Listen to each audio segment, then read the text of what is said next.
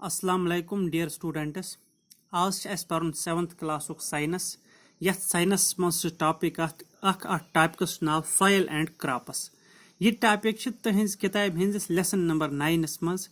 page number 119 पे अत चैप्टरस नाव soil तो यह चैप्टरस मज टॉपिक यथ नाव सॉइल एंड क्रॉप्स तो पतम 2-3 टॉपिक अगर तुम वो ये चैनल पे तिमन हंद वीडियो ते अवेलेबल यथ मज वो गोटे सॉइल प्रोफाइल क्या गो सॉइल क्या गो या पे वो प्रॉपर्टीज ऑफ सॉइल तो प्रॉपर्टीज ऑफ सॉइलस मज वो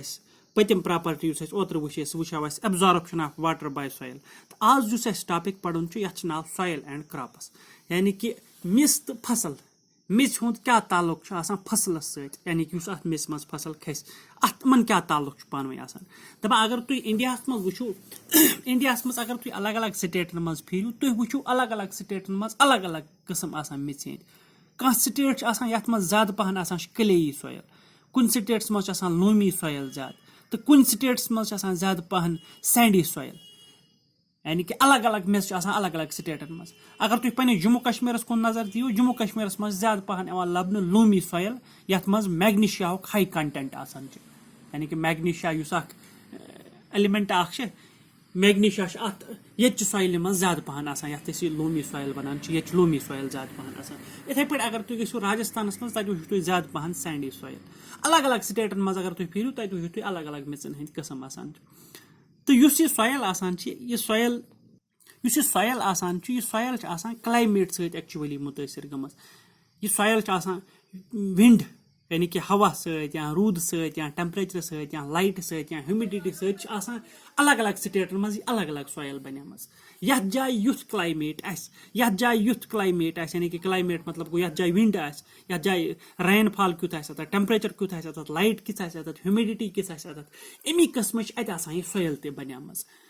युथ यम किस्म यथ जाय क्लाइमेट मिसाल के तौर पर कश्मीर मज क्लाइमेट ये क्लाइमेट ज्यादा पहन सरद लबन तो ये सॉइल यह सॉइल तमी किस्म बनेम तिक सॉइल लगे लच बद वहरी बनस यह वेदरिंग सत बनान ये वेदरिंग कयन अत सॉइल बनान तो यम किस्म ये माहौल तिस वेदरिंग तो तिस सॉइल बनान तो वो अत सॉइलस मज फसल खसान अत फसलस खाली सॉइल ये जिम्मेदार कह बल्कि अत फसल खसनस मज क्लाइमेटिक फैक्टरन हूं अहम रोल यानी कि क्लाइमेट क्युथ अत जाए युथ ये मौसम तुथ तथ मिच मज खसान फसल ते यानी कि क्लाइमेट बे मिच कुन जाए हूं क्लाइमेट क्युथ तत मिच किस तुथ तथ खसान फसल ते मिसाल के तौर पर अगर कत करो कश्मीर ये क्लाइमेट सरद कश्मीर क्लाइमेट सरद ये बहारस मज ज्यादा गर्म गसान कि 33-35 डिग्री तम गसान टेम्परेचर अगर तुम हिंदुस्तान मज करो राजस्थान करो कत या महाराष्ट्र करो कत या बे कुन स्टेट या पंजाब करो कत तत वो तुम टेम्परेचर राजस्थान मज 45 डिग्री ते टेम्परेचर गसान इथे पे पंजाब मज टेम्परेचर 40 डिग्री तम इथे पे अलग अलग स्टेटन मज अलग अलग टेम्परेचर तो तत मिस ते अलग अलग किस्मन युथ यथ जाए टेम्परेचर युथ यथ जाए क्लाइमेट बे यम किस्म तथ मिच तमी किस्म तत फसल ते खसान यानी कि फसल खसनस खतर मिच मज फसल खस अत खतर जिम्मेदार यह मिच कम किस्म बे अत जिम्मेदार कि क्लाइमेट कम किस्म यम किस्म तथ क्लाइमेट यम किस्म तथ मिच तमी किस्म तथ फसल खसान अगर वो क्लेई सॉइल या लोमी सॉइल क्लेई सॉइल गई गुरट वाजी मिच यमिक पार्टिकल्स टाइटली एक सत बंद क्लेई सॉइल लोमी सॉइल गई यथ मज यमिक पार्टिकल्स थोड़ा मुड़ ते थोड़ा जैल ते दपान क्लेई सॉइल तो लोमी सॉइल दपान हम हसा दोनवे सूटेबल यह किस्म मिस गई सूटेबल कमो खतर सीरियलो खतर सीरियल्स मतलब गई वीट कनक या दाल ग्राम दाल चन यानी कि कनक या चन कनक खसान चन खसान खसान कथ मेच मज क्लेई सॉइलस मज या लोमी सॉइलस यानी कि सीरियल्स कनक या ग्रामस अम कथ मेच मज खसान खसान क्लेई सॉइलस मज बे लोमी सॉइलस मज इथे such soils are good at retaining water तिकेज क्लेई सॉइल अत मज आब रिटेन गसान यानी कि आब जजब कर अत मज आब रोजान वारियास टाइमस तवे अत मिस मज कनक खसान बे चन वन खसान यानी कि कनकन खतर या चनन खतर सब मिस जरूरत यथ मिस मज आब रिटेन गसान यथ मेस मज आब आस वारियास कालस रोजान तो युस ये क्लेई सॉइल आसान छ या लोमी सॉइल आसान छ अथ मेस मज आब रोजान वारियास कालस अथ मज आब रिटेन गसान वारियास कालस यह आबस जल्दी यल त्रावान की तवे अथ मेस मज खसान कनक तो बे खसान अथ मज ग्रामस इथे पट पैडी आसान पैडी मतलब गो दान युस आसान थल युस आसान soil rich in clay organic matter and having सह मेज यथ मज क्ले आस यानी कि क्ले मेज सह मेज ये गुरट वाजी मेज उस रब हिश मेज आस गुरट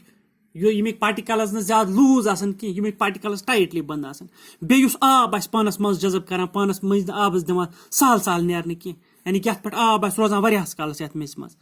तो बे यथ मेस मज हमस आस तथ मेस मज खसान दाई यानी कि थल तथ मेस मज खसान अगर तो यह पुछुन कि थल कथ मेस मज खसान दाई कथ मेस मज खसान दाई खसान तथ मेस मज यथ मज आब आस वारियास कालस रोजान युस मेस न आबस यल आस त्रावान सहल सहल की यथ मेस मज आब आस वारियास कालस रोजान बे यथ मेस मज ऑर्गेनिक मैटर आस यानी कि यथ मेस मज हमस आस अथ मेस मज गस मस्ती त आसन बे यथ मेस मज क्ले त आस क्ले गई रब या मुद